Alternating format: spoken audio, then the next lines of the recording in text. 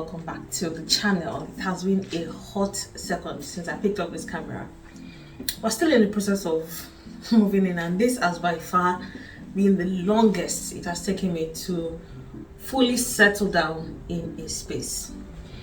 It's been almost a month and literally no decoration yet. I'm still trying to figure out where things go, but anyway, I am about to set up some of the furniture that we got for the place. So this area here where we have our shoes and stuff has been like this for a while, and excuse the teddy bear, but you get what I mean. It's been like this for a while, and I got a shoe rack that is at least presentable. I'm also going to be lining it so that, you know, obviously because of raining season and my boys muddy sports shoes, it doesn't stain the white shoe rack. So yeah, let's set that up. I found this shoe rack on Amazon and it was so easy to couple up. It didn't even take much time at all. The instructions were really straightforward and it came with all the tools I needed to put it all together. So once I took out the packaging, I just separated everything into all the different parts, and then I just started assembling, and it came together really quickly. Like I said, if you're interested in this product, it will be in my Amazon storefront. The link is always in my description, so yeah, get yourself one. It's really easy to set up, I promise you. Anyway, this is one of the furniture that we got for the new space. Obviously, because the carpet in this particular house is a lot lighter than where we're coming from, it's not advisable to wear our shoes past the entry point. Apparently this is what some people do, but we didn't used to do this initially or in the old place, but now this is something we have to do because we have to maintain the integrity of the carpet. All right, so just a quick clean up once it was all set up, and then I just installed it to where it was going to be. I initially thought I was going to reduce it because I felt it was too tall, but as a couple of days rolled by, it kind of settled and I just left it as it is. I might still reduce the height of it in subsequent vlogs, so I'm not yet sure. But yeah, it takes as much as possible. Obviously, each section takes about 2 shoes for my boys and just 1 for myself and my husband because we have bigger sizes. Anyway, that's it for this segment of the video. I will just fast forward to, you know, present day. This is us basically just vibing in the kitchen and just hanging out with each other. This is obviously a time where you want to keep your vitamins up, so we are just gorging on some oranges and just catching up with everyone, being in the kitchen, off our devices, and just chit-chatting really as a family. Honestly, you guys, I'm so grateful for all of this backlog that I have. I've just been feeling slightly overwhelmed these past few days. Initially I was excited for Vlogmas, but I don't know, maybe it's because of the low views or the weather or whatever. I really don't know. I'm just really overwhelmed just to create content, but I will get myself back on track. Anyway, I think this is what the 3rd Sunday after moving into the house. We're just getting ready for church, and I was just trying to prepare a quick breakfast for the boys. I have this illusion 2-piece here that makes you feel like you have a white t-shirt underneath, and it just makes you feel like you're a corporate girl. Anyway, that's my OOTD for church, and that's us off to church. So we just got back from church. Spencer, by the way, is from Chin. I let my hair down today. No bun, no scarf, no gel, nothing.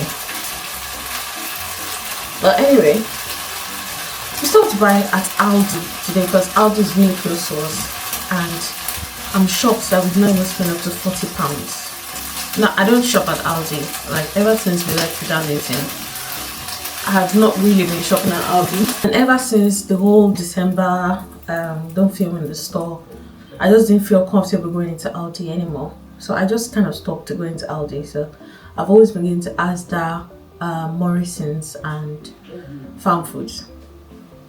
But today on our way back, we stopped at Aldi and I got stuff for the week. Now, these are things that I typically shop for in Asda and the other shops. So I got bread for toast, got a bag of carrots, 3 long peppers, and these ones are longer than the ones I get in Asda. I got 3 banana, a bunch of banana, 6 bell peppers because I'm going to be batch cooking. I got a head of lettuce and 1 bunch of broccoli, 3 bags of baby plum tomatoes. These are really good for soups and stews. I also got 4 packs of juice because I have visitors that might be coming later today. I got 2 boxes of crackers. These ones are sesame and garlic crackers. I haven't tried this before, but I've tried this brand before. I think they're salt and black pepper. Also got 1 blue milk for the boys. The boys get their rewards today. I started a new tradition. I'll talk much about it maybe later in the vlog. So they have their rewards for hitting their academic targets for the week. I got 1 tub of chicken breasts. I want to use that to make pepper soup. And yeah, and a bag. And I did not spend up to £40. I spent £36.38. So are you trying to tell me that Aldi might be cheaper than these other stores? Because in my head, there's really no we're saving. It's like they're all the same price. So I don't know, this is a shock to me that all of this is for less than £40. Plus, stopped by at an African store. I got this that I really should stop buying. My mom has told me to stop buying it, but I'm sorry. Sorry, mommy.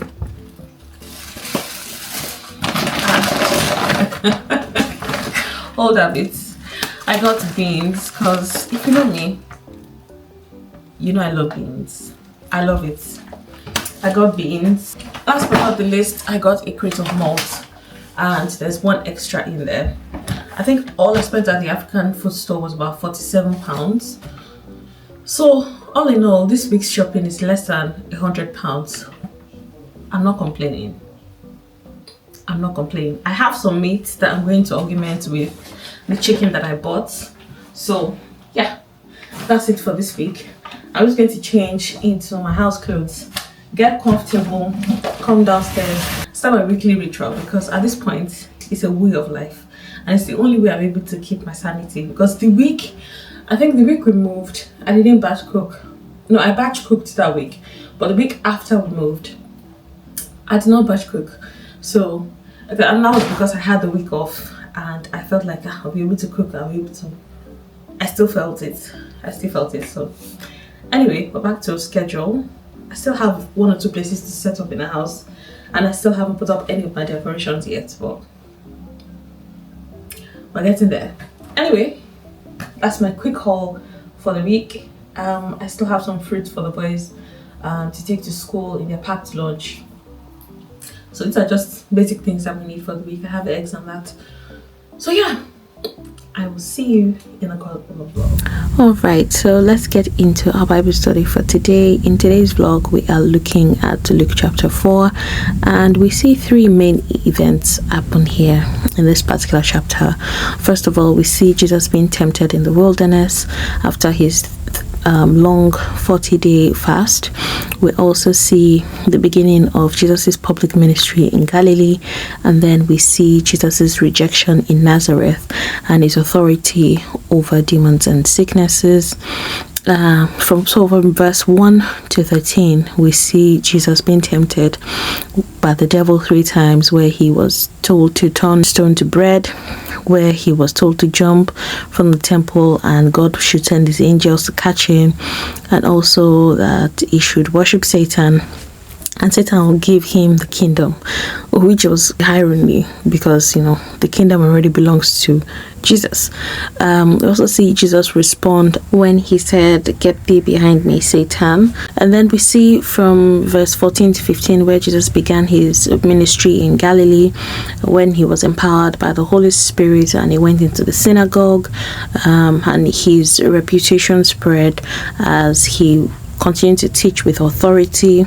And then from verse 16 to 30 we see where Jesus was rejected in Nazareth, when he read from Isaiah 61, where he said that the Spirit of the Lord was upon me to preach the gospel and all of that, where you had the Pharisees, our favorite people from last year. Remember, the Pharisees, were doubting him, and the crowd tried to kill him and he ran away. This just goes to show that, prophecies will always be contended with. Moving on, we see from verse 31 to 44 where Jesus demonstrated his authority over demons and diseases in Capernaum, where he teaches with authority, unlike the scribes, which were like the prophets in the day. We also see him heal Simon Peter's mother-in-law and many others. So what stood out to you in today's reading? I would like to know in the comment section. Anyway, this is what I was able to prepare for this particular week. Thank you so much for watching Vlogmas Day 4. Remember, let's carry on the conversation in the comment section. Thank you again to everyone who has made it this far in the video. I absolutely appreciate every single one of you. For this particular night, I had pepper soup and everything else went in the fridge. I'll see you guys on day 5.